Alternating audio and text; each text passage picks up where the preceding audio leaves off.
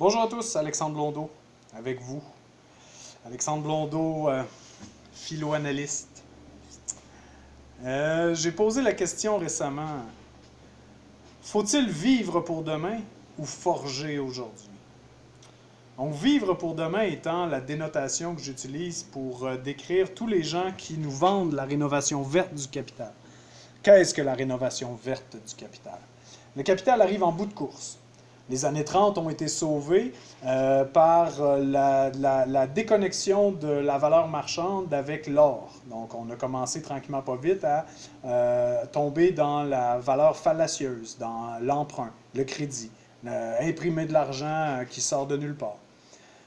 2008 a été sauvé par une impression d'argent incommensurable, jamais vue dans l'histoire. Si depuis 2008, on a encore un système financier, un système économique, c'est tout simplement parce qu'on a imprimé des milliards de dollars. Je ne sais pas si vous voyez, mais j'ai une imprimante juste là. On pourrait racheter Waterville. Ben oui, parce que le gouvernement, c'est le peuple. Alors pourquoi moi je me priverais de faire quelque chose que le gouvernement fait? Hein? Donc, on peut jouer au con longtemps comme ça, mais c'est très important, je pense, qu'aujourd'hui, on saisisse la grande portée historique de l'humanité. Donc, ce qui nous amène aujourd'hui en fin de parcours du capital, où on essaie de nous vendre des voitures électriques qui ne font que déplacer les guerres d'Irak au Chili. Ben oui, c'est au Chili qu'il y a les terres rares de lithium, les amis. Hein? Et ramassées par des enfants. Hein? Si aujourd'hui on arrive en fin de parcours comme ça, ben c'est qu'il y a une historicité. Il y a des raisons pour lesquelles on est arrivé à la grande consommation des illusions de l'avoir. Donc, qu'est-ce que l'être, qu'est-ce que l'avoir? Juste ça, on pourrait décliner ça pendant quelques heures, c'est un clinamen. Sauf que la grande portée historique, c'est celle qui nous fait saisir que c'est pas il y a 100 ans, 200 ans, 1000 ans, que l'être humain, l'être vrai et profond, est dépossédé de son être par l'avoir. Hein, dans la première poignée de noisettes qui s'est échangée contre la première corne de rhinocéros, tout était consommé. Il ne pouvait y avoir que dépossession. Il ne pouvait y avoir que violence pour protection du stockage. Et tout ce qu'on a cru gagner en termes de pérennité de vie humaine grâce au stockage. Nos enfants meurent de faim. On va stocker. Merveilleux.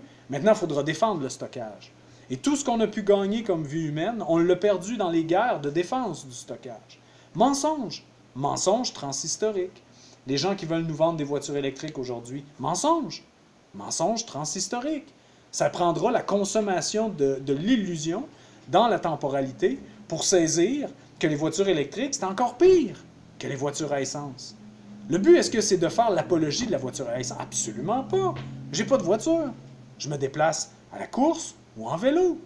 Et les rares fois où est-ce que le capital m'oblige à avoir une voiture pour aller chercher des fruits, pour aller chercher les enfants à l'école à moins 30 alors que ma conjointe n'est pas disponible, ben, je fais abnégation de mon être et je prends une voiture.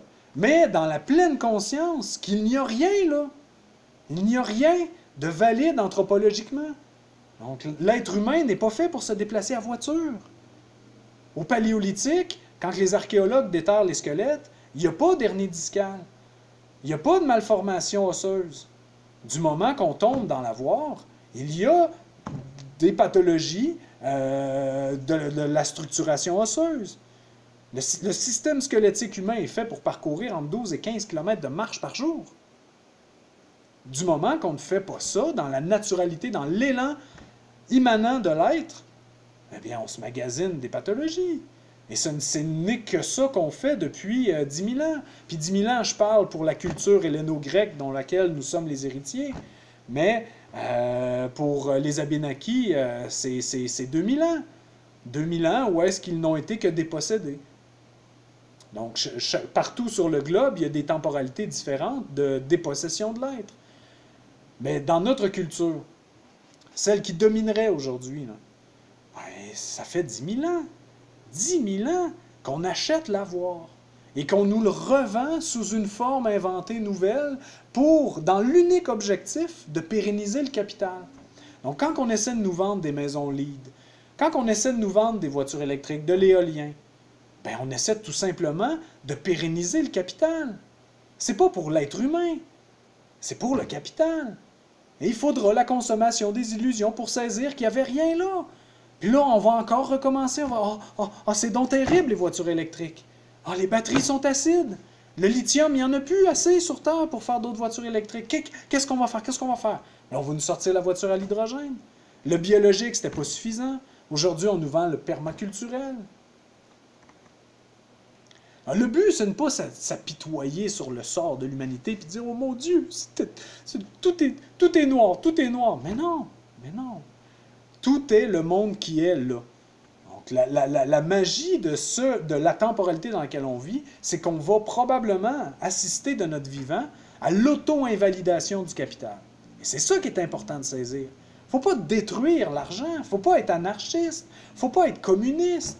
Il faut tout simplement saisir que dans la grande portée historique, aujourd'hui, le capital est en train de s'auto-invalider sous nos yeux.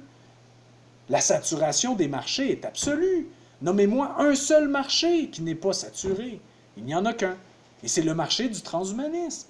Donc le transhumanisme qui voudrait nous vendre une dernière transaction dans le monde réel, qui serait le téléchargement de vos consciences sur des puces de silicium. À partir de ce moment-là, le champ d'exploitation du capital est infini. À partir de ce moment-là, on vous vend la lévitation, l'orgasme, on vous vend tout. Parce que vous n'êtes plus limité à la finitude de la planète. C'est ça que le capital bute sur la finitude de la planète. Marx, 1866, première internationale. Donc, tout ce qui se joue aujourd'hui en termes de grande rénovation verte du capital en tant que vers demain, bien, ça a déjà été joué, Proudhon contre Marx. Aujourd'hui, tout le monde est proudhoniste. Tout le monde voudrait une bonne économie, une bonne politique. Eh bien, Marx répond à travers Misère de la philosophie, allez voir, il répond à Proudhon en lui disant « L'essence de l'économie, c'est de produire une survalue qui vous échappe entièrement. L'essence de la politique, c'est de cacher au bétail humain sa gestion. Une fois qu'on a saisi ça, on ne veut plus d'économie, on ne veut plus de politique, on veut l'être. » Et c'est exactement le message christique, et je vais vous laisser avec ça, parce que nous sommes en cette période de Noël. Le message christique, quand on enlève tout le flafla des traductions, de l'historicité culturelle, de la gnose, donc quand on enlève tout le flafla, le message christique, il est simple, c'est pas des commandements. Mais Jésus ne dit pas « faut faire, faut pas faire ». Jésus dit « à bas l'État », il chasse les marchands du temple. Il leur dit pas « faites ça à la sauce écolo, ça va bien aller ». Les chasse. Allez-vous-en de l'être. Hein? À bas l'État, à bas l'argent, soyez dans l'amour de l'être. À la prochaine!